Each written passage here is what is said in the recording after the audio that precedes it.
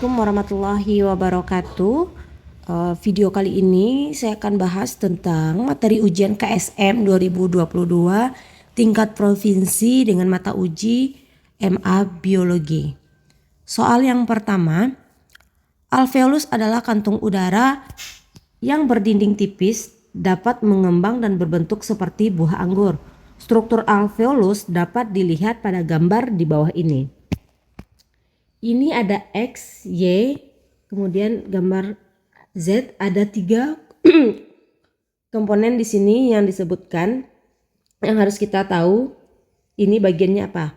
Oke, untuk yang X yang ditunjuk oleh gambar ini namanya surfaktan secreting cell atau surfaktan paru.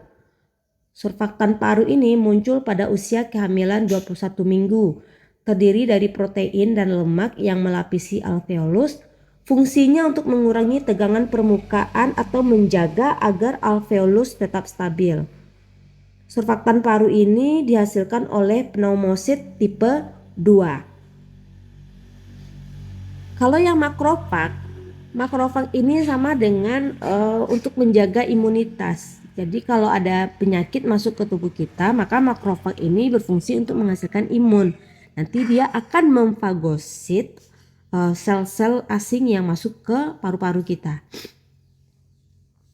Nah, berdasarkan gambar di atas, beberapa pernyataan berikut ini. Yang pertama, jika bagian yang ditunjuk oleh huruf Y, bagian ini dinding sel dari alveolus ini ya, tidak berfungsi, maka akan menyebabkan penyakit yang disebut atelektasis. Atelektasis ini adalah penyakit di mana alveolus ini dia kembang kempisnya itu bermasalah, jadi tidak bisa mengembang, tidak bisa mengempis. Ada permasalahan di alveolusnya. Jadi yang nomor 1 itu salah. Yang kedua, sel yang menyusun alveolus merupakan sel epitel squamosa. Ya, ini betul, dia tersusun dari sel tipis yang disebut squamosa. Yang ketiga, bagian yang ditunjuk oleh huruf Z itu makrofag. Berdasarkan penelitian, jumlahnya meningkat pada perokok, tapi kemampuannya dalam melaksanakan fungsinya berkurang. Ya, itu ada penelitiannya di mana menyatakan bahwa pada perokok pada mantan perokok, kemudian pada perokok aktif dan pada orang yang tidak merokok atau perokok yang tahu cara menjaga diri, itu jumlah meningkat pada mereka yang perokok. Karena ini apa? Karena orang yang merokok diibaratkan dia adalah orang yang akan mudah terserang penyakit. Maka makrofagnya akan banyak, mampu membentuk imun pada paru-parunya. Tapi kemampuannya dalam melaksanakan fungsinya berkurang. Itu hasil penelitiannya. Boleh kalian lihat di banyak penelitiannya ya di jurnal. Yang keempat, jika bayi dilahirkan pada kondisi prematur, maka bagian yang ditunjuk oleh huruf X yaitu adalah bagian ini, surfaktan secreting cell, menyebabkan bayi mengalami sindrom gawat pernapasan. Ya, bayi dikatakan matur atau sudah matang itu pada usia 36. Tapi jika masih di bawah usia 36 dianggap prematur. Maka dia akan belum mampu ini menjaga kestabilan alveolusnya, maka dia akan menyebabkan sesak napas atau gawat pernapasan. Yang kelima, bagian yang ditunjuk oleh huruf X jumlahnya lebih banyak dibandingkan dengan bagian yang ditunjuk huruf Y. Tidak. Maka jawaban yang benar adalah 2, 3, dan 4. Maka jawabannya ini C. Baik, soal nomor 2. Sekelompok peneliti melakukan penelitian yang bertujuan untuk mengevaluasi pengaruh kekurangan vitamin D3, defisiensi ini kekurangan ya, terhadap kualitas semen. Sebanyak 112 partisipan terlibat dalam penelitian ini yang dibagi menjadi 2 kelompok menurut tingkat serum vitamin D3. Yaitu kelompok normal, kelompok VDN, dan kelompok defisiensi atau kelompok VDD. Oke, dia ada kodenya VDN itu normal, VDD itu yang kekurangan. Lalu partisipan pada kelompok kedua ditindaklanjuti dan diobati dengan suplemen vitamin D3 atau kelompok VDS. Sebulan kemudian semen dianalisis dan dievaluasi kembali untuk mengetahui peningkatan kualitas semen setelah perawatan. Hasil analisis semen disajikan pada gambar berikut ini. NS menunjukkan kata tidak signifikan dan S menunjukkan signifikan. Oke, kita lihat beberapa pernyataan di bawah ini. 1. Vitamin D3 faktor penting bagi kesuburan seorang pria. Ini betul. Yang kedua, jika seseorang kekurangan vitamin D3, maka volume semen dan kekentalan semen orang tersebut akan menurun secara signifikan. Maka kita lihat grafik volume. Grafik volume. Ini kan NS tidak signifikan. Kekentalannya density tidak signifikan dan tidak signifikan. Maka nomor 2 itu salah.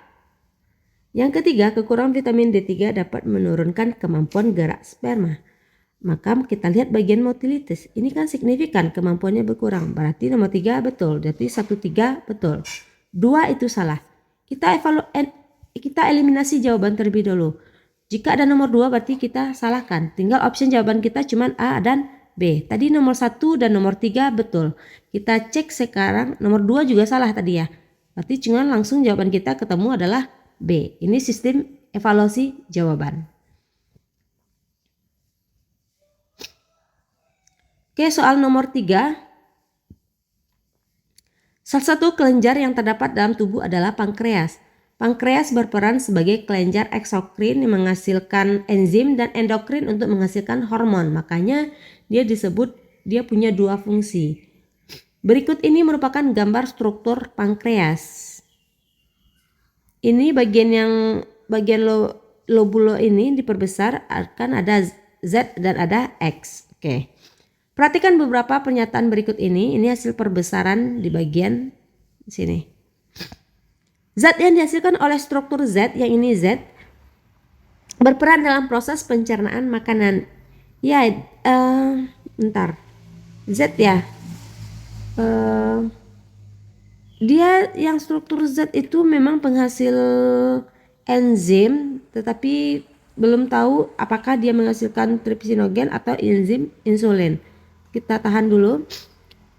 Nomor 2, hormon yang dihasilkan oleh struktur X, mekanisme kerjanya berlawanan dengan hormon adrenalin.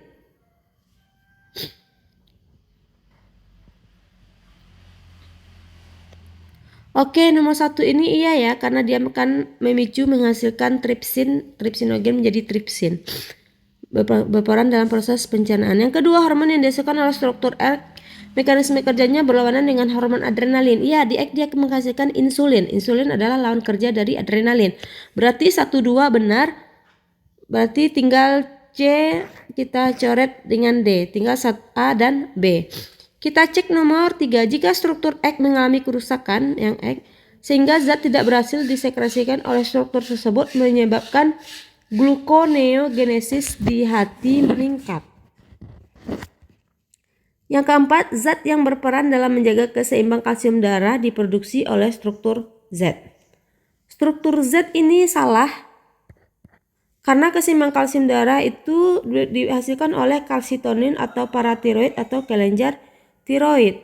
Berarti jawabannya adalah yang 5, struktur M merupakan sel yang menyusun kelenjar eksokrin. Salah, ini endokrin.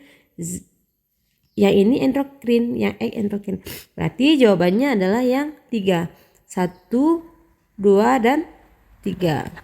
Karena nomor 4 tadi salah. Sekarang kita ke soal nomor 4. Polutan yang berasal dari limbah industri yang mencemari air sungai berdampak negatif bagi ekosistem dan dapat mempengaruhi kehidupan flora dan fauna perairan.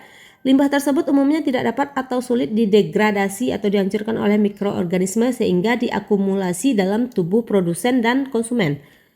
Tabel berikut menunjukkan akumulasi berbagai logam oleh salah satu jenis tanaman yang terdapat di 2 lokasi yang berbeda di sekitar kilang minyak dan di dermaga wisata. Kita lihat pernyataan, akumulasi logam lebih tinggi pada tanaman yang tumbuh lebih dekat dengan sumber polutan dibandingkan yang lebih jauh. Ini yang lebih dekat dengan sumber polutan. Bisa dilihat ya.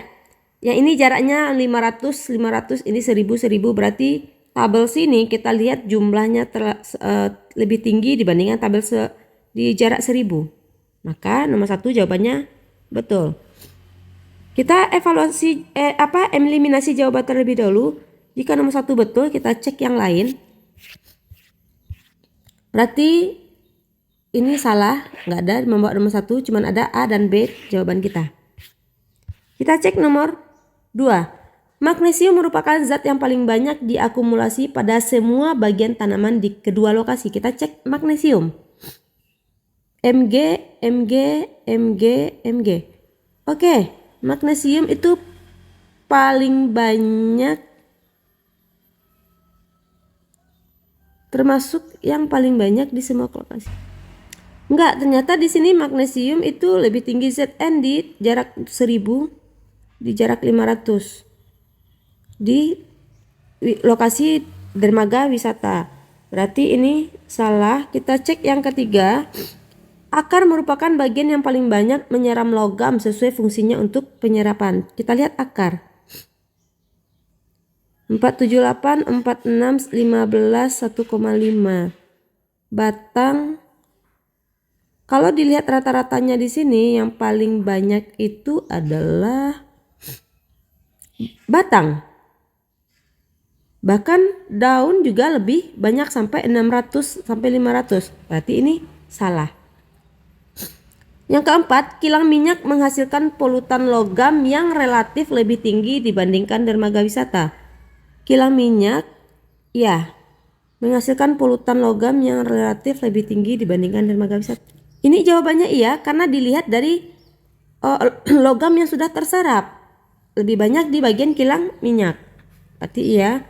Yang kelima, akumulasi Zn lebih tinggi diakumulasi pada seluruh bagian tumbuhan di daerah dermaga wisata. Iya, kalau kita lihat Zn selalu di dermaga wisata itu paling tinggi. Maka ini jawabannya. Maka jawabannya adalah 154. 145. Apakah ada? 145. Maka jawabannya adalah B. Kita ke soal nomor 5. Oke, soal nomor 5 langsung saja kita ke bagian pernyataan karena grafiknya udah jelas. Jumlah semai nomor 1, jumlah semai lebih banyak dibandingkan sapian, tiang, dan pohon sehingga dapat dikatakan bahwa populasi sedang berkembang. Oke, jumlah semai, sapian, tiang, dan pohon. Tinggi, emang tinggi. Oke, nomor 1 betul. Nomor 2. Intensitas gangguan pada kedua kawasan tertinggi ada pada fase sapihan. Intensitas gangguan tertinggi. Oke, tidak. Ini pada semai juga pada tiang lah. Ini kan jumlahnya sedikit. Oke, salah. Nomor 2 salah. Nomor 3, penebangan tumbuhan molukana untuk dimanfaatkan sebagai bahan bangunan lebih tinggi pada fase tiang dibandingkan fase pohon. Maka jawabannya kita lihat di tiang itu kan jumlah populasi atau individunya cuma sedikit, berarti kemungkinan dia sudah ditebang. Ini kan tiang. Maka ini benar. Kalau 2 ada salah, mati kita eliminasi. Nomor 2 salah semua. Nomor 1 betul.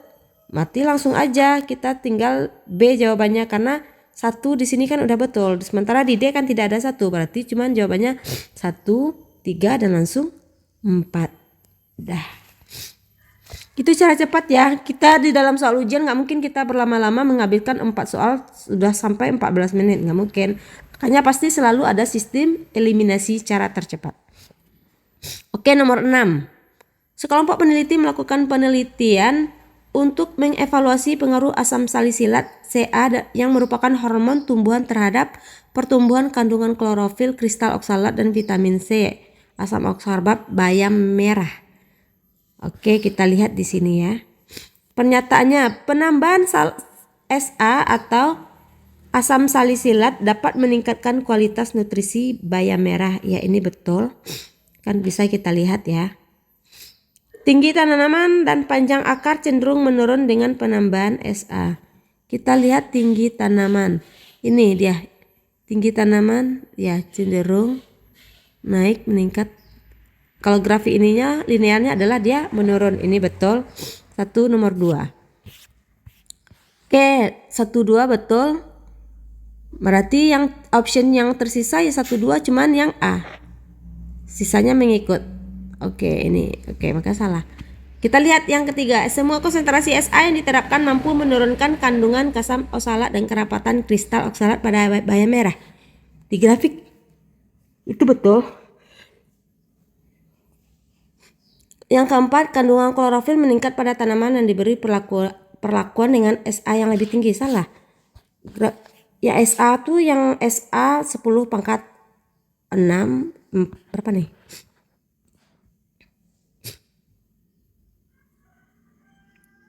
10 pangkat min 6 yang paling tinggi total klorofilnya, sementara masih ada 10 pangkat min 8. Maka ini salah. Maka udah langsung jawabannya A 1 2 dan 3 karena cuman option A yang ada satunya, 1 2-nya. Oke, soal nomor 7. Perhatikan ayat Al-Qur'an berikut ini, surat An-Nahl ayat 8. Wal khayla wal bighal, artinya wal kuda dan bagal serta keledai agar kamu menungganginya dan menjadikannya perhiasan. Yang di garis bawah itu adalah si kuda. Maka karakteristik kaki hewan yang dimaksud pada ayat di atas adalah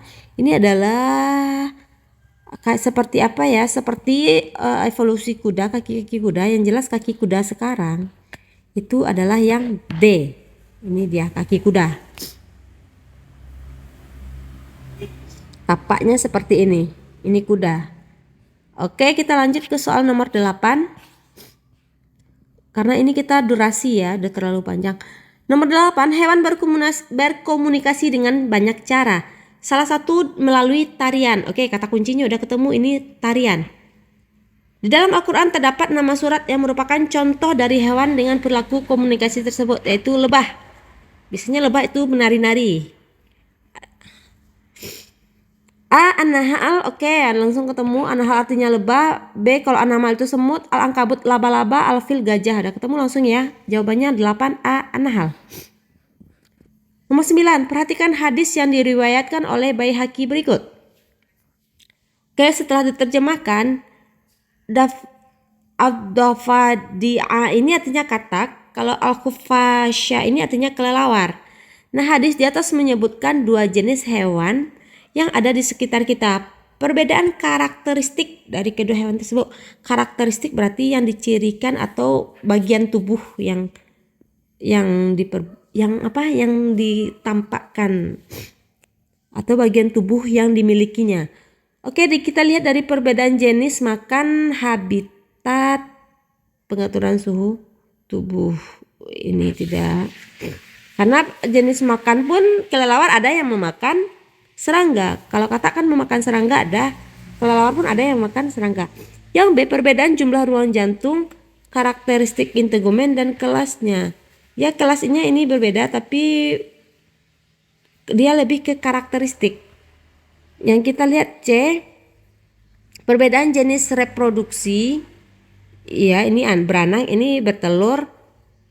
Jumlah ruang jantung yang kelelawar 4, yang katak 2. Pengaturan suhu tubuh ini homoiotherm, ini poikiloterm atau berdarah dingin, ini berdarah panas. Maka saya jawab adalah C. Nomor 10. Perhatikan ayat Al-Quran di bawah ini. Ini adalah An-Nahl 14. An-Nahl ayat 14. Yang terjemahnya, dan dialah Allah yang menundukkan lautan untukmu agar kamu dapat memakan daripadanya daging yang segar. Dan kamu mengeluarkan dari lautan itu perhiasan yang kamu pakai. Yang digaris bawahi ini mengeluarkan dari lautan itu perhiasan yang kamu pakai. Berarti perhiasan di laut ya itu adalah mutiara. Nah, hewan di manakah di bawah ini yang menghasilkan mutiara? Oke, apakah yang ini? Apakah yang ini? Sebenarnya saya ragu antara B dan C. Tapi karena ini yang ukurannya yang besar, saya lihat maka saya pilih yang B. Ini sama-sama sepertinya ini sama-sama kerang mutiara. tiram mutiara. Maka jawabannya adalah yang B. Kita cek nomor 11. Organ tumbuhan tersusun dari banyak jaringan seperti gambar di bawah ini. X ini adalah floem. X, Y ini adalah xilem. Perhatikan pernyataan nomor 1. Jaringan di atas berasal dari batang dikotil. Salah.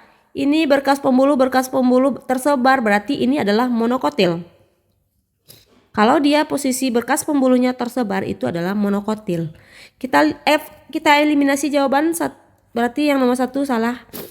Yang A salah. Nomor 2, komponen penyusun bagian X terdiri dari trachea dan tracheate. Salah. Yang X itu tadi kan floem. Floem itu terdiri dari sel tapis, bukan trachea. Trachea itu adalah dari xilem, tapi yang ditunjuk adalah yang X. Berarti nomor 2 salah, kita eliminasi jawaban 2 salah, maka jawabannya langsung D. 3, 4, 5. Nomor 3, zat berisi klorofil, iya karena ini parenkim. Yang keempat, strukturnya rusak, proses fotosintesis dapat terhambat, iya betul. Dia rusak karena nggak mampu membawa air. Air dibutuhkan pada proses fotosintesis. Maka jawabannya adalah 3, 4, 5. Kita menggunakan sistem eliminasi jawaban. Kita lanjut ke soal nomor 12. Perhatikan pohon filogenetik berikut. Perhatikan pernyataan berikut. Karakteristik burung E adalah paruh pendek, makan ulat, pantat hijau, ekor tidak menggarpu. Kita lihat yang E. Mana yang E? Yang E itu kita lihat dari nenek moyangnya. Yang E ini betul karena dia, yang E ini kita turunkan dari sini, dia ekornya tidak menggarpu. Kemudian dia paruh pendek, memakan ulat, pantat hijau. Cocok di sini semua ya. 1 betul. Berarti ini kita eliminasi. Tinggal A dan B jawaban kita. Kita cek nomor 2. Sister group untuk burung C adalah burung D. Sister group. Saudaraan, grup saudaraan. Grup C adalah D. Enggak, C ini ke sini dong, ke FE. Berarti ini udah jauh lagi nih. Yang lebih dekat itu sisternya adalah F dan E. Maka ini salah. Berarti nomor 2 salah. Berarti tinggal jawaban kita B, 1, 3, dan 4. Udah ya. Gitu caranya. Kita untuk memastikan, oke kita lihat 3. Burung C, E, F, G, C, E, F, G. Ini nih, satu ini. Atau segini, merupakan kelompok monofiletik. Iya, dia satu ini, dari satu tarikan ini. Yang burung G 4 lebih dekat hubungan kekerabatannya dengan burung C. Mana G? G ke C, iya kan dia ini kayak satu, dia monofiletik. Dibandingkan dengan burung B, ini udah lain lagi. Burung B, E, F, G merupakan satu klade. B, E, F, G. Enggak, satu klade itu ya satu ini. Dari nenek moyangnya ini, dia satu klade namanya. Maka jawabannya adalah 1, 3, 4. Oke, nomor 13. Perhatikan ayat Al-Quran berikut ini. Quran surat Al-Insan ayat 2. Yang artinya adalah sesungguhnya kami telah menciptakan manusia dari setetes mani yang bercampur. Berarti yang digarisbawahi adalah setetes mani yang bercampur.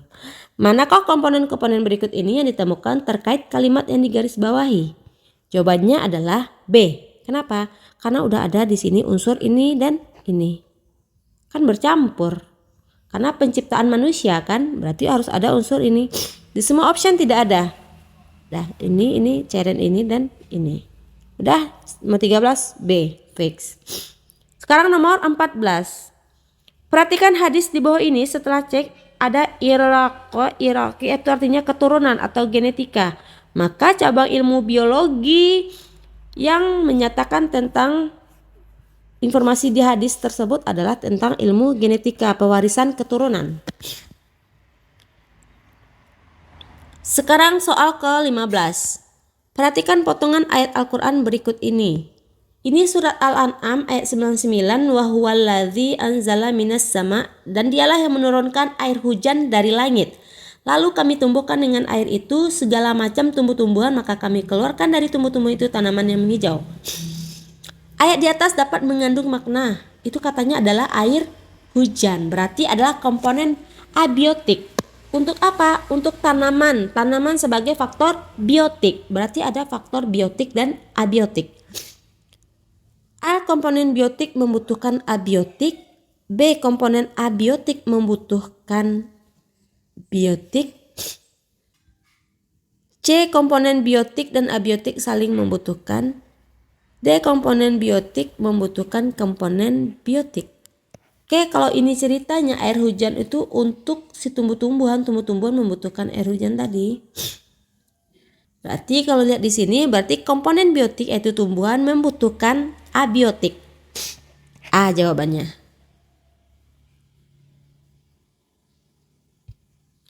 Oke, soal nomor 16. Perhatikan proses komunikasi antar sel ragi dalam proses reproduksi pada gambar hewan berikut ini. Ini ada reseptor, faktor, reseptor. Ini dia melebur atau mating ya. Sehingga bergabunglah bagian selnya menjadi satu. Proses komunikasi, kita lihat pernyataan nomor 1, proses komunikasi pada sel ragi di atas termasuk ke dalam proses reproduksi secara konjugasi. Ini salah. Kalau konjugasi itu dia transfer materinya, bukan meleburkan diri menjadi satu. Kalau konjugasi cuman transfer materinya aja. Kalau dia ini dua ada jembatan transfer nanti. Berarti yang ini punya materi, yang ini punya materi dari sini, yang sini juga punya materi dari sini. Berarti dia tetap bukan melebur menjadi satu. Nomor 1 salah, berarti kita eliminasi langsung jawabannya ketemu D. Ini kalau pas saat kalian ujian karena kita harus menghemat waktu dong. Iya betul. Maka bisa kita eliminasi jawabannya A, B, C. Tapi karena kita belajar maka kita cek satu-satu. Yang kedua, proses komunikasi sel di atas hanya dapat terjadi pada spesies yang sama. Ya dong, spesiesnya sama tapi jenisnya bisa spesiesnya yang sama. Yang ketiga, kedua sel menggunakan sinyal kimia mating faktor A. Ini spesiesnya sama, sinyal kimianya yang berbeda, itu maksudnya. Kedua sel menggunakan sinyal kimia untuk mengidentifikasi sel yang berlawanan jenis dan memulai proses kawin melalui pengenalan reseptor pada masing-masing permukaan sel.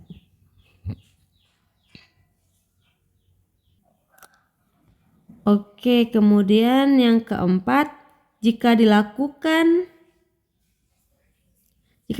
rekayasa sel secara genetik dengan reseptor dan faktor perkawinan diubah sehingga protein yang diubah akan mengikat satu sama lain sel, tetapi tidak dengan protein asli dari sel induk, maka sel-sel yang direkayasa secara genetik dapat kawin satu sama lain tetapi tidak dengan sel-sel dari populasi induk. Oke, itu dia ya, jawabannya adalah 2, 3, dan 4.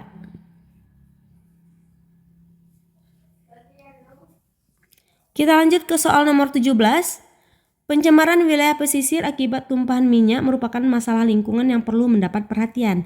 Minyak mentah mengandung bahan pencemar organik persisten yang sulit terdegradasi. Untuk memecahkan masalah tersebut, sekelompok peneliti melakukan penelitian yang bertujuan untuk mengisolasi galur bakteri yang mampu mendegradasi minyak mentah dari pantai Bekasi. 2 strain bakteri dipilih di antara bakteri yang diisolasi, yaitu yang kodenya 20 dan 27 untuk diuji kemampuan dalam mendegradasi, memutus rantai hidrokarbon minyak bumi. Itu maksudnya ya, degradasi minyak bumi berarti dia memecah-mecah atau memutus rantai hidrokarbon dari minyak bumi sehingga tidak lagi menjadi senyawa yang berbahaya bagi lingkungan. Kalau sudah terpecah berarti dia sudah cukup ramah berada di lingkungan. Hasil penelitian ditunjukkan pada gambar berikut ini. Ini ya. Lihat beberapa pernyataan. Strain bakteri 2027 dua-duanya berpotensi untuk mendegradasi senyawa minyak. Iya, ini kan punya kemampuan, sama-sama punya kemampuan dibandingkan si kontrol. Ini melempem pada 0 kemampuan ini. Berarti dia sama-sama punya kemampuan. Yang kedua, Kedua strain menghasilkan biosurfaktan atau mengeluarkan eksopolimer permukaan yang bertindak sebagai surfaktan untuk memfasilitasi proses biodegradasi minyak mentah. Iya. Ini ada zona bening, data terbentuk. Ini juga ada pemecahan-pemecahan. Berarti ini kan sudah terbentuk. Yang ketiga, supernatan dari dua strain menunjukkan aktivitas hemolitik yang diindikasikan lisisnya sel darah merah. Kan dia juga punya menggunakan metode lisis agar merah. Dia kan mampu membentuk zona bening, berarti dia mampu mengindikasikan lisisnya sel darah merah. Yang keempat, zona bening yang terbentuk menunjukkan bahwa kedua strain mampu melakukan aktivitas hemolisis. Berarti semua jawabannya adalah benar. Oke, nomor 18. Dua orang peneliti menggunakan sulfur radioaktif dan fosfor untuk melacak nasib protein dan DNA dari fag T2 yang menginfeksi sel bakteri. Mereka ingin melihat molekul mana yang masuk ke dalam sel dan dapat memprogram ulang untuk membuat lebih banyak fag. Prosedur yang dilakukan terlihat pada gambar berikut. Lihat beberapa pernyataan.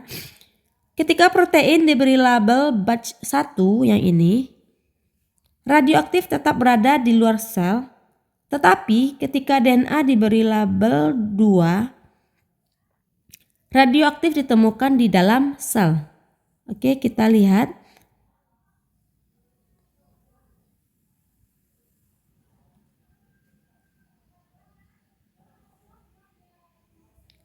Oke, ini yang radioaktif di bak 1 yang pink ini radioaktifnya, yang di bak 2 yang biru ini yang radioaktif. Yang pink ini berada di sel, di luar sel. Ini. Sementara yang di batch 2 dia berada di dalam sel. Berarti nomor 1 betul. Berarti kita buang ini nomor 2. Sekarang kita cek nomor 2.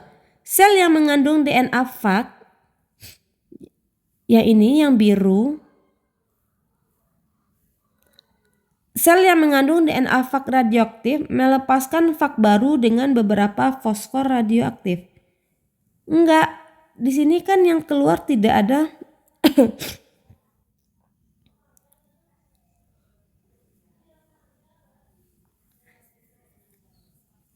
sel yang mengandung DNA fag radioaktif melepaskan fag baru dengan beberapa fosfor radioaktif. Kita tahan sebentar.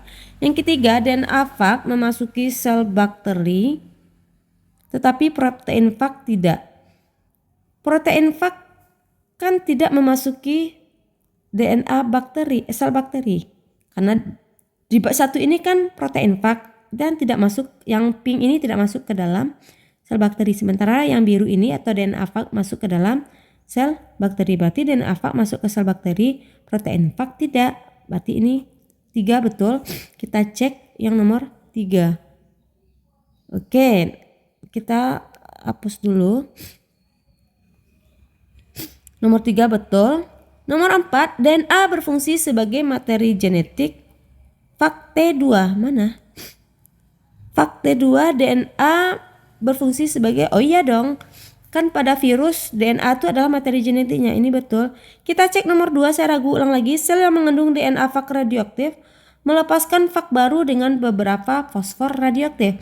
DNA fag berarti kan dia sudah berada di dalam sel bakteri. Iya kan? Nanti ketika dia lisis, otomatis dia akan membawa radioaktif tadi. Ketika dia memecah sel bakteri dan memperbanyak diri di dalam sel bakteri, nanti dia akan banyak dia akan memperbanyak diri, dia akan melepaskan fag baru dengan beberapa fosfor radioaktif. Itu kan betul. Berarti ini betul ya. Berarti jawabannya adalah 1, 2, 3, 4. Oke, soal nomor 19. Mikroba-mikroba tanah banyak berperan dalam penyediaan atau penyerapan unsur hara bagi tanaman. Salah satu kelompok mikroba tanah yang berperan dalam penyerapan unsur P adalah mycorrhiza yang bersimbiosis pada akar tanaman. Oke, kita lihat di sini mycorrhiza ek, ini endo, ini ekto. Ini endomycorrhiza, ini ektomycorrhiza. Kalau endomycorrhiza dia langsung menginfeksi ke dalam sel. Kalau ini dia di luar bagian korteks sel aja. Kita lihat pernyataan. Pada bagian X merupakan ektomikoriza. Ini X salah, berarti nomor 1 salah. Nomor 1 itu adalah endomikoriza, maka nomor A, B kita coret. Opsi kita tinggal C. Berarti nomor 2 betul ya, karena nomor 2 sudah dibilangnya betul di opsinya. Kita cek nomor 3. Pada bagian X, akar yang terinfeksi tidak membesar dan hifa masuk ke dalam sel-sel akar di bagian korteks. Iya, dia masuk ke dalam bagian korteks. Makanya sel tidak terlihat membesar.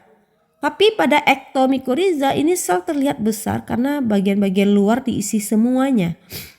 Maka jawabannya adalah 2, 3 betul. Maka udah bisa kita pastikan 2, 3, dan 5. Nomor 4 kita cek. Pada bagian Y yang ini, hifa yang menjorok keluar berperan sebagai tempat penyimpan cadangan makanan. Hifa yang keluar biasanya itu sebagai transfer materi yang dibutuhkan oleh si mikoriza selama dia bertahan hidup. Transfer unsur hara, zat mineral, bukan tempat menyimpan lemak.